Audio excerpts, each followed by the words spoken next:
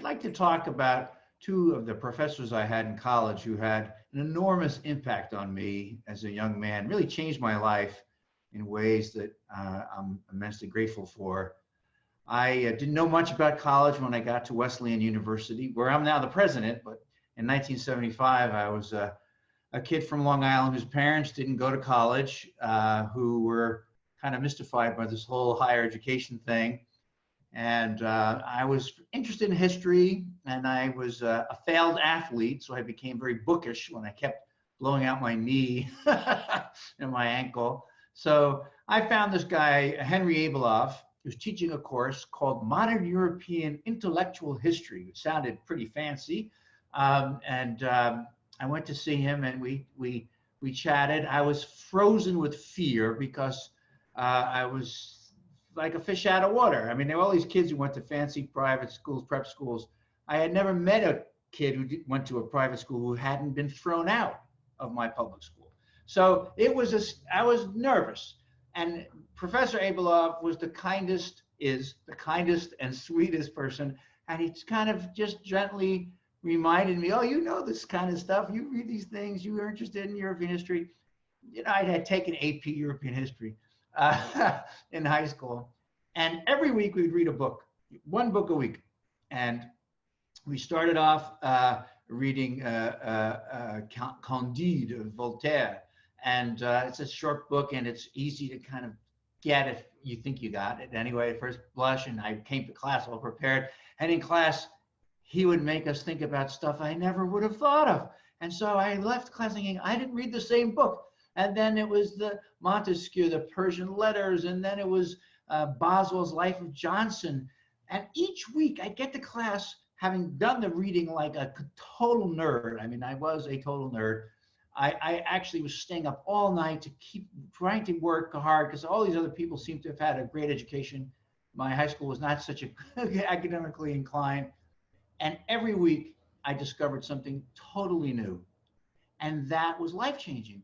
Because here it was, it looked like I got it. I read the pages, I understood the words, and yet in conversation with a smart and caring person, I discovered aspects about the world that were otherwise invisible to me. And man, I was hooked.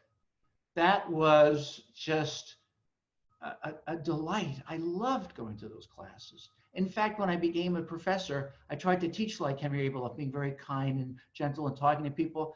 And they would always go, you know, my students, and when I was a graduate student, I asked Professor Abelove, why is that happening? And he said, you're too big. Because he was a little guy. He had a lisp. He has still a little guy. Anyway, it was a life-changing thing. And I remain very grateful. And Henry Abelove became one of the founders of queer theory, and he became a very important figure in gay and lesbian history. But when I knew him, he just has opened the world. And then Victor Gourevitch, I want to say just a quick word about, I went to his philosophy class. Mr. Gourevitch was just quite the opposite. He had a yearning. We're looking at Brennan and said, Mr. Roth, would you please read page 275 of Hegel? And I would read it out loud, and he'd say, the third word. Tell me, the third word. Do you know what that word means? And I'd say, yeah, it means whatever.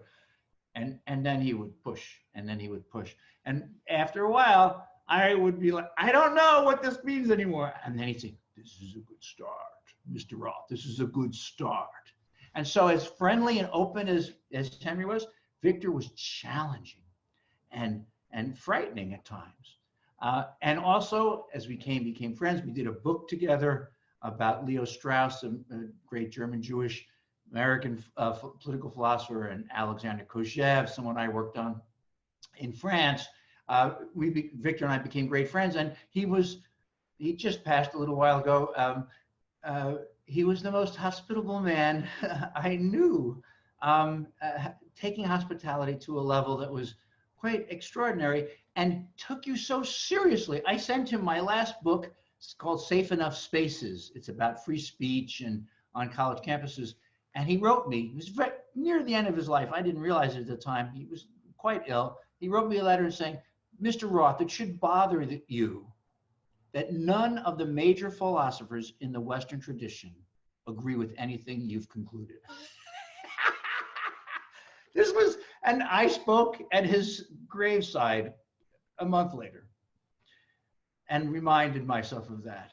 So the first one was love and openness, and the second was challenge and learn through opposition. And those two things from those two teachers are gifts to me that I am so grateful for still today.